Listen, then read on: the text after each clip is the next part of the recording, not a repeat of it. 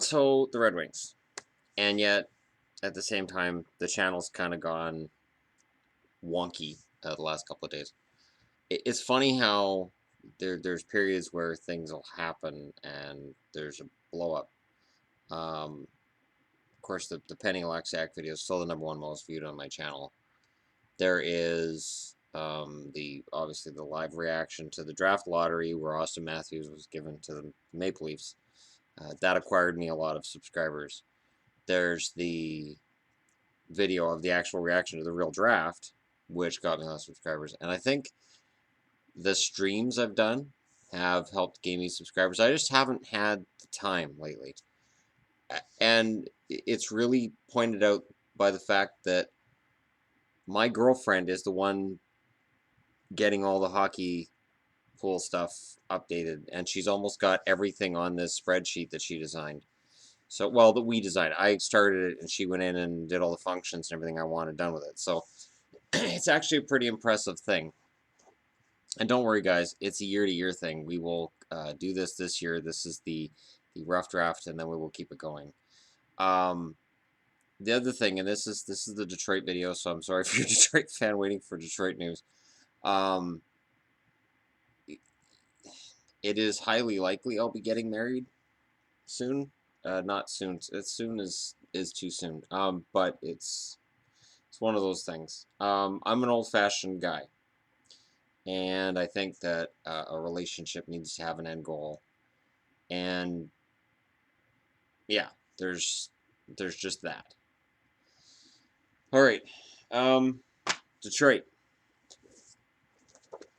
Where I want to start with Detroit is jerseys, because of the fact that I'm wearing a practice jersey, a center ice jersey. I don't have a Red Wings jersey. The Red Wings are a team that have not really changed their jerseys much over the years, and I respect that. But I find their jersey to be kind of plain. And I wanted to start with that because the question could very well get asked, well, why don't you have a real jersey of theirs? Like, I've got the hat because this is a pretty stylish hat. I really enjoy this hat quite a bit. I don't know what it is about the jersey that I'm not sold on, but I'm not. So before the question comes up. The jersey in the middle of this picture, and this is actually the greatest jerseys of all time. The jerseys that they have pictures of in this magazine are the actual real deal. This is actually Norm Allman's jersey. Poor Norm. Norm spent 20 years in the NHL, 13 of them with Detroit, and never got a chance to lift the Stanley Cup. Allman was a true NHL great, scoring 1,229 points in 1,410 games for the Red Wings Toronto Maple Leafs. Allman's 64-65 jersey is flanked by two Hall of Fame Detroit centers who did win cups. Number 19, Steve Yzerman, left, won 3 in a 6-season span, while Marty Berry, right, won cups for Detroit in 36 and 37. Iseman wore this actual jersey in 88-89. So see, let me just get this up close. This is the 88-89 jersey. That's the one from the 30s. Is there a difference? There's a difference, certainly, but not much. Detroit is a team built on the idea of tradition. And I'm sorry, I don't even know what that came from. I've had this, if you look, it's 87 or 97, 98. This is the first guide and record book I bought. It is 20 years old next year, and Red Wings were champs. And I honestly, part of the reason I own this is because Steve Yzerman's there as captain with the Stanley Cup. And whether I liked or disliked the Red Wings, and I really, really heavily disliked them at this point, Yzerman was one of my favorite players. And I think for the Red Wings, a team that had not won much of anything since Gordie Howe's era, the Steve Yzerman era was very, very successful. But here's the funny part. Steve Yzerman played a long time in the NHL before that Stanley Cup. And there was always an opinion that maybe for the Red Wings to win the Stanley Cup, maybe trading Yzerman would be the best move to make. I'm not making this shit up. People actually thought Yzerman was not good enough to win a Stanley Cup, and maybe the Red Wings needed to trade him to get a better guy. And I think Yashin was the one that was rumored. Yashin, out of Ottawa. I believe is a rumor. Yzerman for Yashin. Just because Yashin was younger. So yeah, imagine that. Just imagine. Yashin for Iseman. I thought there was something. I had it open to something in here, and then something happened. Now, of course, to talk about the Red Wings, Gordie Howe is and is legendary. Gordie Howe's retirement occurred a year before I started watching hockey, so I can't talk a lot about Gordie Howe. But playing into your 50s is insane, and he really truly is. I want to say the biggest legend in hockey history. It has to be close. I mean, and that again, you can debate about who might, Bobby Orr, if you're Russian, Tretiak,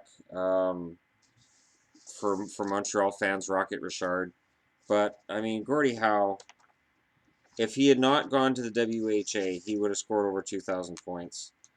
And I honestly always wondered if he regretted going to WHA. I wondered that about some players, that their stats in WHA don't count on NHL and the NHL, and they shouldn't. They were inflated. They shouldn't. But all right, this is from the Best of Everything in Hockey magazine, which was published in 2012. So this is four and a half years old. Yeah, 4.5 years old.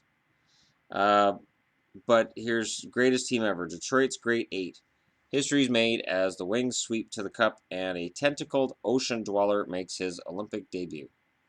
1951-52. The Detroit Red Wings didn't just steamroll to the franchise's fifth Stanley Cup. They also turned a slimy sea creature into a symbol of dominance. During the second period of the cup-clinching fourth game against Montreal at the Olympia, an octopus was fired onto Detroit's home ice for the first time. The rest, as the cliche goes, is history. So too is the raw power of the 51-52 outfit. The Red Wings became the first team since the introduction of the best-of-7 format in 1943 to go a perfect 8-0 en route to the Cup. Much of the credit goes to 22-year-old sophomore goalie Terry Sawchuk, who didn't allow a goal in 4 games at home. That's crazy. Even depending on, it doesn't matter the era, that's crazy. Overall, he stopped 213 of 218 shots in the playoffs and went 277 minutes and 54 seconds without allowing a goal at the Olympia. You could throw a handful of rice at him and he'd catch every grain, marveled teammate Ted Lindsay. Sawchuk was one of 7 Hall of Famers in that lineup, 3 of whom played on one line. Gordie Howe led the league with 47 goals and 86 points in 70 games, while Lindsay's 69 points ranked him second. The 2 men flanked veteran center Sid Abel to form the production line, the most feared trio in hockey. Defenseman Red Kelly and sophomores Alex Delvecchio and Marcel Pronovost were also legends in the making for a team that led the league in goals scored and fewest allowed, while finishing with 100 points. The outfit was coached by Tommy Ivan, inducted to the Hall as a builder. In addition to the Art Ross Trophy, Howe also took home the Hart as league MVP, while Sawchuk claimed the Vezina. Howe, Sawchuk, Lindsay, and Kelly were named first-team All-Stars that season. That's the best Detroit team I've ever handled, best by far, said GM Jack Adams in the Wings dressing room after the cup-clinching game. When you put legs and heart together, you've really got something. So there's the octopus. 8. 8 legs symbolized 8 wins. They won 8 in a row. The only team at the time to go 8-0 to win a Stanley Cup. So I've had that question. I've had that question from people. Why in the hell did Detroit Red Wings fans throw an octopus on the ice? And it is something that some fans who throw octopi on the ice may not understand. They may do it just because you get to throw an octopus on the ice. Why not? But it was done to symbolize those 8 wins in a row. And that was a long time ago. No, I was not alive when that happened. I resent that. But I was looking through my magazines. This is an interesting one. Now, this is from the 2001-2002. There's Naslund on the cover because, of course, I'm near Vancouver. But this was after the Red Wings won nothing in the playoffs. This was after, I think it was Anaheim knocked them out in the first round. And this is when everybody was doom and gloom about the Red Wings. The Red Wings won the Cup this season, so keep that in mind as I read here. The last thing the Detroit Red Wings expected last season was a first-round playoff exit. That's exactly what happened. However, the Los Angeles Kings. That's right, it was the Kings. The Ducks were a different year. The Los Angeles Kings exposed the Wings' diminishing depth and increasing fragility. Instead of looking toward the future, Detroit has opted instead to stay the course with veteran coach Scotty Bowman. Furthermore, the acquisition of goaltender Dominik Hasek and Luc Robitaille add more age to an already Jurassic roster. Keys to success. It all starts up the middle, in Motown. Centers Steve Yzerman, Sergei Fedorov, and Igor Larionov provide a wealth of scoring chances for their wingers. I have said in many videos before that Larionov was one of my favorite players, and him leaving Vancouver hurt me forever. In defenseman Nick Lidstrom, the Wings boast one of the league's best overall players. The Swedish rearguard compensates for what amounts to a very ordinary blue line core. Lidstrom is the key to one of the NHL's most lethal power plays. Wings bench boss Bowman, is a master motivator and strategist whose plays always seem to rise to the occasion in big contests. It'll be interesting to see how Hasek responds to his newfound challenge. Problem areas. The Wings may begin this season with at least 8 players 34 years of age or older. The defense is leaking, injuries are becoming a huge factor, and the overall depth is eroding. Still, Detroit refuses to make any moves toward the future. Their win now mantra will ultimately come back to haunt them. For now, they should continue to contend, although sooner or later they will need a major injection of youth. Player to watch. After his trade from Buffalo, Hasek suffered a viral infection over the summer. If healthy, the Czech superstar will be plenty motivated this season. With the Winter Olympics around the corner, he would like nothing more than to defend the gold medal as the starting goaltender for his country. In the shadows, Russian forward Yuri Butsayev may finally get a shot at a regular spot up front in Detroit. He has two-way ability and some offensive upside. All he needs is a fair shot. On the bubble, goaltender Chris Osgood is on his way out of Detroit. It's only a matter of time. He must play well in the preseason in order to remain on the screen as of number one goaltenders. Rookie to keep an eye on. There is rarely room on the Wings roster for rookie these days. However, Jason Williams could sneak in through the back door with a solid training camp. He can play both at center and on right wing and has shown the ability at every level. Outlook. Time is running out on the Red Wings. The payroll is high and the owner is getting antsy for another sip from the cup. However, Detroit is just not strong enough in terms of depth to challenge Colorado anytime soon. The team may be good enough to challenge the other contenders out west, but could also be in for a rude awakening this season. I looked it up. They got 116 points that season. They were absolutely killer all season, and in the playoffs, they killed it. So that just goes to show that anytime you count the Red Wings down, they very often are not down. The interesting thing here is prospects. They have the prospects list in here. Pavel Datsyuk, 23. Datsyuk plays a responsible two-way game and also has good puck handling skills and offensive instincts. He's going to have to step up his game and become a consistent threat and strong checker if he eventually hopes to crack Detroit's lineup. He's not considered to have superstar potential, excellent potential. The excellent potential is this other kid down here, Henrik Zetterberg. According to some observers, Zetterberg's clearly the best offensive prospect in the Wings system. He's an offensive dynamo and has impressed everyone in Sweden. He is contributing at an early age and has been called upon for the national team. Zetterberg is strong on his skates, has good puck skills, and a nose for the net. So there you go. Osgood on his way out, and he was, and he went to St. Louis. He went to the Islanders, and ended up back in Detroit where he won again. Osgood, one of the most disrespected Stanley Cup winning goaltenders I've ever seen. Because after Hasek left, the Red Wings went to Curtis Joseph, and that failed miserably for both sides. Now, this magazine, 60 Moments That Changed the Game, which was published in, it's got to be on here. Oh, come on. It's not on here. Best player ever. Gordie Howe. Mr. Hockey had the ideal combination of scoring toughness and durability, making him the greatest hockey warrior ever. Howe was the first to combine brawn and brilliance on the ice. The funny thing is, it's a Gordie Howe hat trick if you get a goal, an assist, and a penalty, or a fight. And Gordie Howe never had that. That's what I've heard. That's what I've read. That Gordie Howe never actually had a Gordie Howe hat trick. So when you hear goal, assist, fight, that's the Gordie Howe hat trick. Maybe that's what it's called, but he never had one. So there's irony there. Franchise formation. The Red Wings were awarded an NHL franchise on May 15th, 1926, after a Detroit group bought the roster of the Victoria Cougars of the old WHL.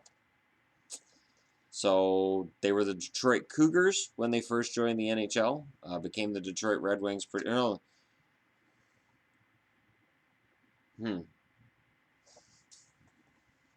They may have been the Detroit Red Wings all the way along. Let me take a look. This will tell me. Yep. Team named Cougars, 1926-27. So the first year they were in the NHL, they were called the Cougars. Then the team name was changed to Falcons in 1930, and then it was changed to Red Wings in 1932. In those first few seasons, they had some minor success, not a lot. Didn't win a Stanley Cup until 1935, and they were already the Red Wings at that point. But there you go. The Cougars, the Falcons, and then the Red Wings in a 5-year period. Imagine if a team did that now. Every couple years they're changing their team name. I mean, people would freak out. Best drafted player. Steve Yzerman, 4th overall in 1983. The selection of future captain and 2009 Hall of Famer Yzerman paved the way for the franchise's success over the next 25 years. Although, as I said, the first 10 years he was in the NHL, no winning of anything, and a lot of people said the Red Wings need to get rid of him to win. Top builder. Though never Detroit's GM, Scotty Bowman was an exceptional student of the game who could convey his strategies to his troops. The Wings were perennial favorites under Bowman, 1993 to 2002, and who added 3 cups to his previous 6. He has a lot of cup rings. And you can say, oh, Scotty Bowman had great teams. It doesn't matter. You have to be a great coach with those great teams in order to get that win. Pivotal moments. Mr. Hockey, Gordie Howe, at 41, finishes 3rd in league scoring in 1969, 20th consecutive year in the top 5. So when he went to the WHA, it was a shame. Real shame. Dominance. 7th straight season title in 1955 and 4th cup in 6 years. So before the Yzerman era of dominance, there was the 1950s era of dominance. First in 42. Sweep Flyers to win 97 cup, ending drought. So 42 years from 1955 to 1997. So, I mean, we can look now and go, well, the Red Wings are a great team, but, man, 42 years. There's a lot of talk about this team being jinxed in the early mid-90s. Oh, there's a curse. And then magically there wasn't one. It's funny how sports works that way. There's a curse, and then a team wins, and they go, it's done, it's gone. Terry time. Harry Lumley trade gave way for Terry Sawchuk's outstanding rookie season, 1950-51. Tragedy. Limo accident ends Vladimir Konstantinov's career, still repeat as champs in 98.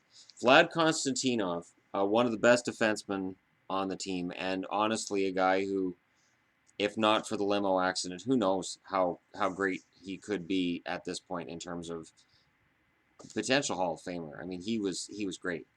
The emotion of the fact that he was in a wheelchair really spurred the team on.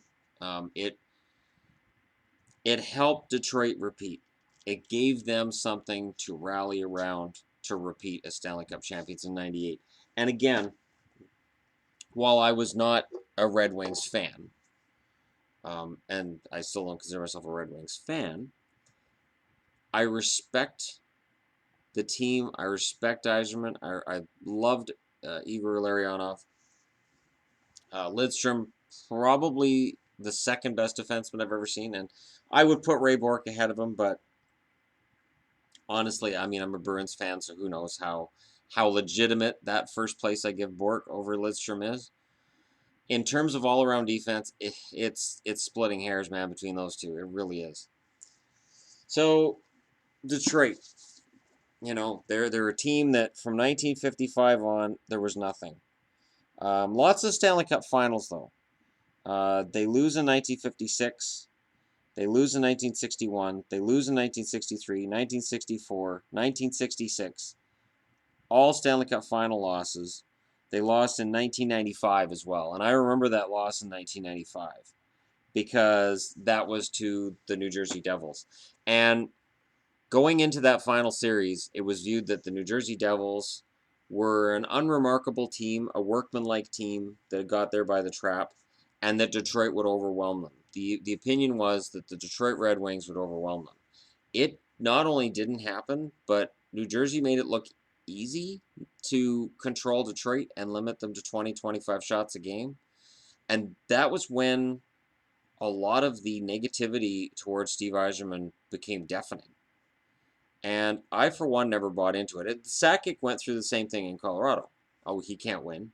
He can't win. They'll never win with Sakic. They need to trade him. And that's why when people talk about a core player in a team and say, oh, he can't win, insert name of player here, it doesn't matter. He can't win. There's lots of players in the past. Brett Hull. Brett Hull was one that won Stanley Cups as a Detroit Red Wing.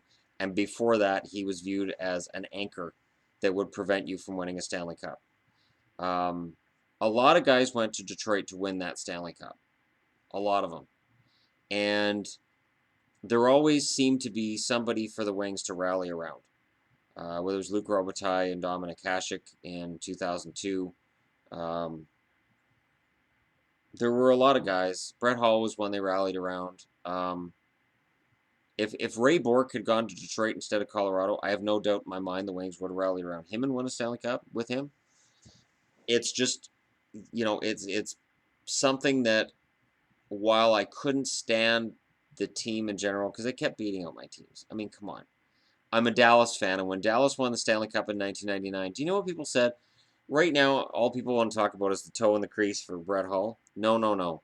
A lot of the criticism I heard was Dallas only won the Cup in 1999 because they didn't have to play Detroit. If they'd had to play the Red Wings, they would have been out. And I don't have an answer for that because Dallas couldn't beat Detroit in the playoffs at all. They couldn't do it. It was a mental block as much as anything else, and just that Detroit was just that good. And I know I'm skewing this whole Detroit history around that mid to late '90s team. It's for a reason. The Detroit Red Wings were great in the '50s with Gordie Howe, and then there was a lot of disappointment. And then that mid '90s, late '90s team was something special. You had a lot of Hall of Famers come through Detroit, and they could play any game. They could play the offensive game. They could play like freewheeling. They could play defense. Their goaltending was usually spot on. A lot of people talk about Osgood. No, he wasn't very. No, Osgood. The years they won the cup with him, he was actually quite good in the playoffs. Osgood could really turn up his game in the playoffs, and he doesn't get respect for that.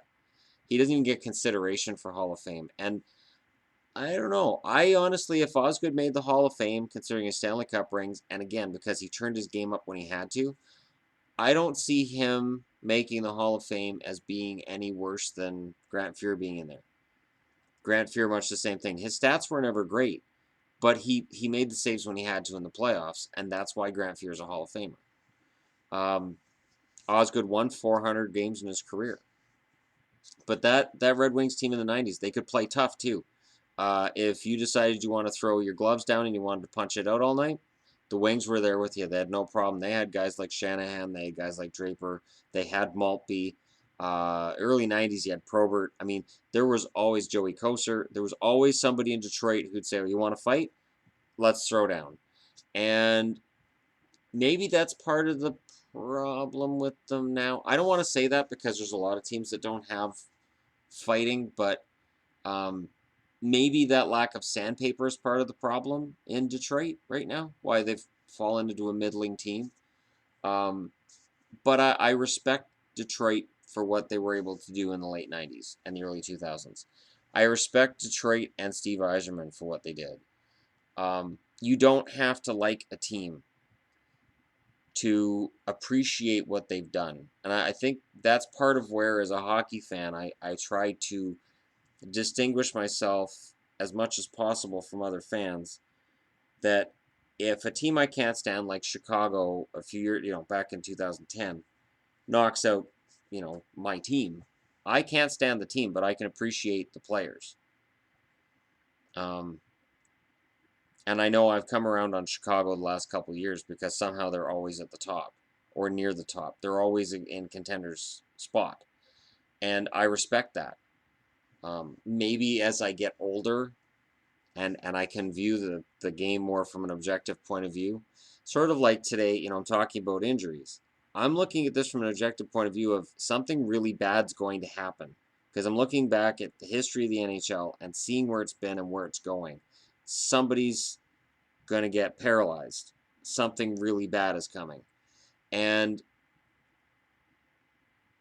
that objectivity when it comes to teams, I really strive to not let my emotions decide things when it comes to picking who's going to win, who the best team is. Like, I can't. I just can't. Because if I did, I'd always have, Detroit's going to lose. Detroit sucks. I hate Detroit. No. When a team consistently knocks out one of your favorite teams or multiple favorite teams, they become a team you really don't want to see anymore. And there have been players in Detroit I didn't really like. I didn't like Chris Chelios. I was not a Chris Chelios fan. Just me personally. He chirped a little bit too much for my liking. Seemed arrogant. And, a guy who plays into his early 40s, you got to kind of have a bit of an ego. I get that. And towards the end of his career, I respected Chelios, too. When he was toiling in Atlanta, I was like, you know what? This guy loves the game of hockey. And I had to give him full respect for that. But yeah, if I was going to give a postscript, I would say that with where Detroit is right now, and there's a lot of naysayers and a lot of doom and gloom, they're still a good team. There's just a new generation that's come in. There's some prospects that haven't really shown whether or not they're going to make it. Anthony Mantha, I'm looking at you. There are some concerns, but in terms of, there's doom and gloom about goaltending. Jimmy Howard's off to a good start at the time I'm taping this, which is November 6th. And Peter Mrazek, I like him as a goaltender. So I don't think goaltending's that bad. Their blue line is not what it was, but they had Nicholas Lidstrom. Like, obviously, it's sort of like Boston when they lost Ray Bourque. They're not going to get that back. But they've got a decent blue line, and their forward core is pretty good. It's just, would I bet against Detroit winning another Stanley Cup in my lifetime? No. Does this current core do it? Probably not. But you don't just get over losing Datsuk and watching Zetterberg tail off right away. That takes a while. So, whether I like or dislike Detroit doesn't matter. Fantastic team that had an iffy history, and then all of a sudden they won cups that made everybody forget that iffy history of 42 years of nothing. And I don't think they'll ever hit a drought like that again. They have the best GM in the league in Ken Holland. And I don't care about any bad trades he's made, so don't bother with comments, but whatever. Mike Ilitch, best in the business as well. Just the stability in Detroit also means a lot. They've managed to keep things pretty steady, and that's pretty fantastic. The only mistake I think that the Wings have made, and this isn't quite a mistake, is Iseman should have stayed in that organization somehow. I know he wanted to GM. Maybe Ken Holland should have been moved out of there, because Iserman's proving in Tampa he's a really, really good GM. And he really should have been part of the Red Wings organization his entire life. He is a Red Wing. I don't care how long he's in Tampa. To me, he's a Red Wing. And I hate the Red Wings. But Yzerman on any team other than Detroit? No. And Detroit is one of those original six that managed to keep guys in one jersey their entire careers. If they were good, they managed to keep them happy. Del Vecchio, Gordie Howe would have been a Red Wing his entire career if not for the WHA. Nick Lidstrom, obviously, Steve Yzerman, and this was at a time when everybody was getting moved around from team to team, and they managed to keep guys, in their lineup, and they're still doing that. Build from within, build through the draft, and stay loyal to your players, and that is only a good thing. That really is. It is a good thing to be loyal to your players, to your core, because they'll reward you sooner or later. That magazine that I read to you about how they're all too old and this is stupid, yeah, they won the cup that year. So the Red Wings are no longer a team that's too old, but they've got some challenges ahead. Anyways, that is my video on the Detroit Red Wings. I apologize for the length on this one. However, keep in mind, this is an original six team, and there's a lot of history, and I really wanted to cover the Stanley Cup legacy of Steve Yzerman's era and Nick Lidstrom's era because it's important. And Dominic Hasek got a Stanley Cup there. Like all of these guys who are legends and Hall of Famers, that Detroit got them that Stanley Cup. It's pretty amazing when you look at the list. Anyways, I'm not going to get into the scoring lists and who leads because I've already talked about the legends of Detroit, and those guys are dominant on lists. And whether it's Norm Ullman or Gordie Howe or Steve Yzerman, whoever, this is a team with guys like Terry Sawchuk, Chris Osgood and net. Mike Vernon had a very good run in Detroit as well.